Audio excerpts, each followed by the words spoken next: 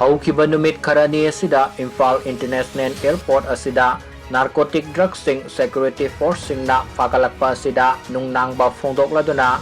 X minister Nongthombam Biren ꯁꯤꯡꯍꯅ Imphal airport ꯑꯁꯤ narcotics ꯇ꯭ꯔꯥꯐꯤꯀꯤꯡꯁꯤꯡꯒꯤ transit ꯑꯣꯏꯔꯕ꯭ꯔꯥ ꯍꯥꯏꯅ ꯋꯥꯍꯪ ꯍꯪꯂꯛꯂꯤ꯫ ꯑꯦꯛꯁ ꯃꯤꯅꯤꯁꯇꯔ ꯑꯦꯟ ꯕꯤꯔꯦꯟꯅ ꯉꯁꯤ ꯃꯍꯥꯛꯀꯤ ꯁꯣꯁꯤꯌꯦꯜ ꯃꯤꯗꯤꯌꯥ ꯑꯦꯛꯁ ꯑꯦꯀꯥꯎꯟꯗ ꯊꯥꯒꯠꯂꯛꯄ ꯄꯣꯁ ꯑꯃꯗ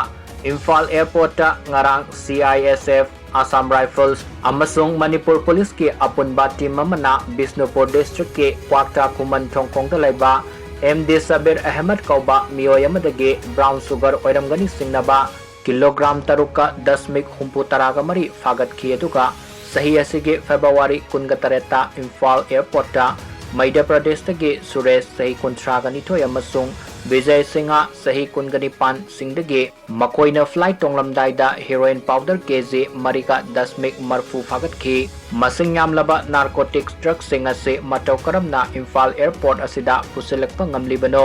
thawong sing ase internal labs natraga system singda compromise tawba lairabra haina hanglakle airport asidagi masing yamlaba narcotics drugs faba ngamkibada security force singna mana lauduna leire adubu thaudok sing adugi sabsaba amasung transparent oina investigation tawnaba dabi sing tawbaga loinana